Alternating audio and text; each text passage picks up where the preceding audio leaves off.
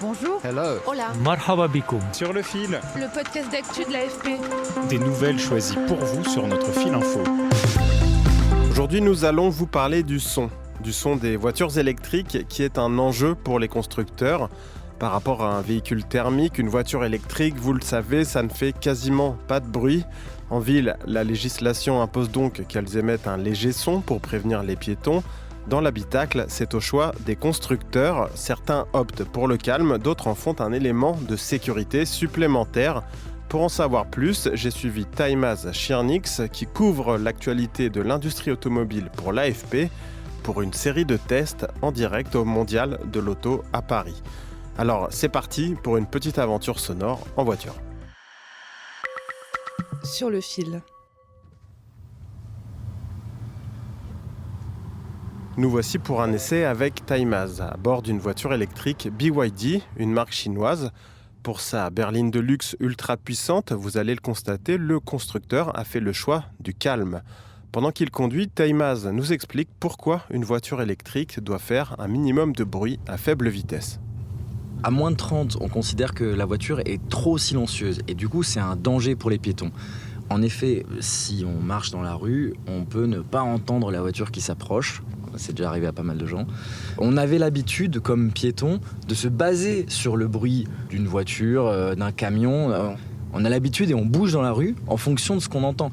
Donc le fait de ne pas entendre les voitures électriques, ça nous met en danger. Jusqu'à 30 km/h, du coup, les constructeurs doivent ajouter un son extérieur qui va faire une espèce de son de soucoupe volante un peu, qui évite qu'on se fasse écraser bêtement. Les constructeurs essayent de se démarquer, y compris sur cette question. Chacun y va de son son à lui.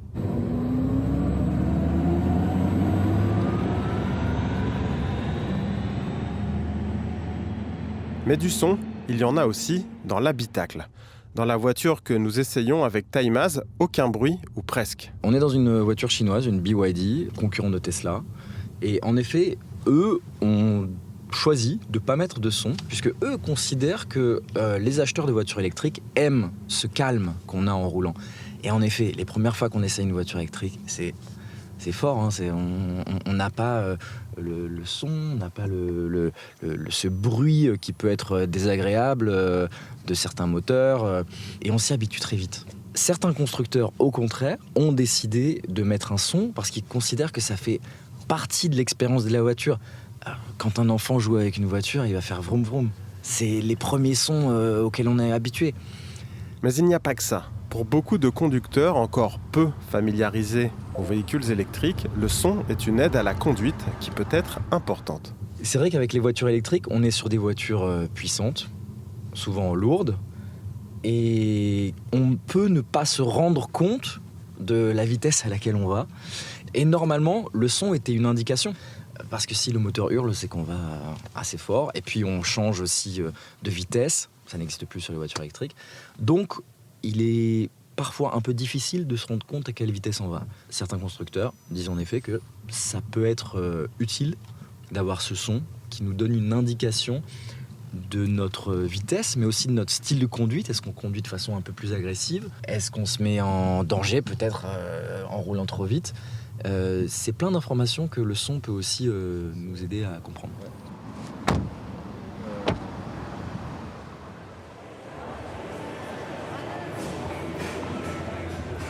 Après ma petite séance de test avec Taïmaz, je me suis rendu sur le stand de la marque Alpine. Et là, c'est un peu le concept inverse. L'idée, c'est justement de faire du bruit dans l'habitacle.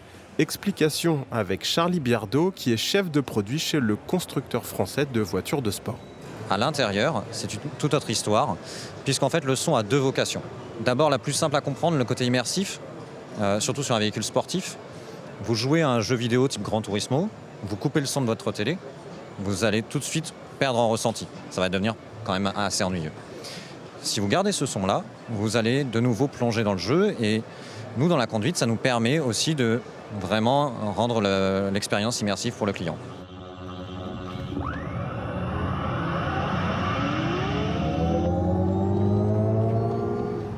Ça, c'est le premier niveau de lecture. Le deuxième niveau, tout aussi voire plus important, est à la fois sécuritaire et c'est parce que c'est un retour d'information. En fait, le son, c'est un retour d'information sur ce qui se passe quand j'agis sur le véhicule. Par exemple, si j'accélère mais que je n'entends pas de son de montée de régime, je peux moins ressentir le fait que je suis en train d'accélérer. Quand je perds une information à laquelle je suis habitué, je vais ajouter de la concentration sur les autres éléments d'information pour retrouver ce que j'ai besoin pour faire mon action. Donc il y a quand même une conscience qui va être obligée de s'accrocher à d'autres informations et donc on est moins concentré sur finalement de la conduite plus naturelle.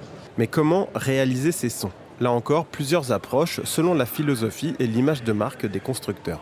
Certains constructeurs ont décidé de faire revivre l'expérience de la voiture à essence dans la voiture électrique, avec ce son. Donc ça peut être Lamborghini, ça peut être Audi, ça peut être Hyundai aussi, qui a fait des sons très intéressants, inspirés des moteurs thermiques. Et ils considèrent que ça fait partie du plaisir de conduire.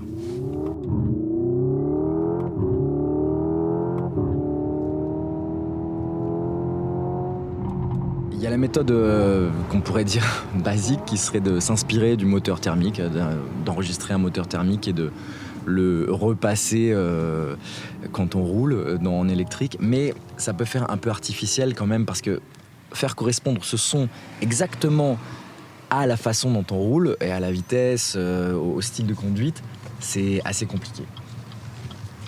On peut aussi s'inspirer du moteur électrique, donc prendre le moteur électrique et démultiplier le son. On peut aussi créer des sons complètement fantaisistes de voitures imaginaires, de navettes spatiales, de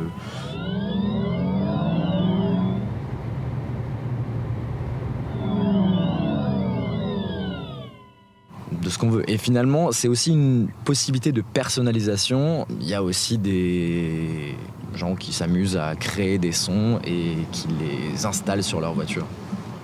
La marque Alpine a préféré se concentrer sur le son des moteurs électriques. On a été enregistré en fait très précisément le son du moteur électrique de l'Alpine A290, parce que c'est une notion que n'ont pas forcément les gens, mais ces moteurs-là prennent beaucoup de tours-minutes. Notre moteur prend plus de 12 000 tours-minutes. Donc on a été l'enregistrer précisément, on a nettoyé ce son-là, on a gardé les harmonies les plus riches, on l'a réenrichi de nouveau avec quelques sons sur lesquels on peut être familier de moteur thermique, mais très légèrement. Le but, c'est pas de singer un son de moteur thermique.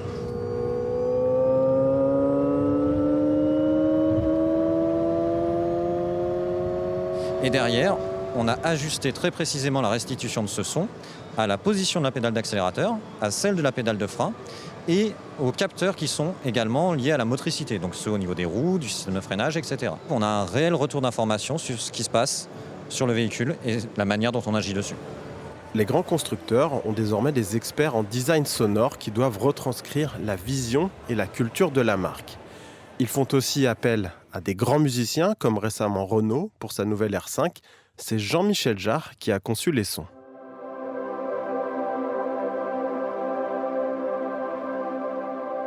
De son côté, BMW a recruté Hans Zimmer, l'un des compositeurs les plus appréciés d'Hollywood. On lui doit par exemple les bandes originales du Roi Lion, de Gladiator, Pirates des Caraïbes ou encore Dune.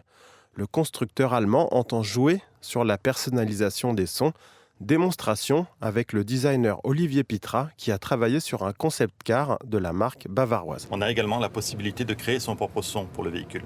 Alors il faut différencier le son entre ce qu'on entend du véhicule à l'extérieur et le son qu'on a à l'intérieur. Ce sont deux sons différents. Et donc on a créé une fonction qui permet d'une manière très simple de changer le son qu'on perçoit à l'intérieur. Il suffit d'appuyer, alors là déjà on entend le son du véhicule de base, on appuie sur la pédale d'accélérateur et on peut créer son propre son. Et lorsqu'on est satisfait, on revient dans le menu principal et le son est enregistré. En fait, vous avez toute cette palette entre calme, agile, expressive ou free.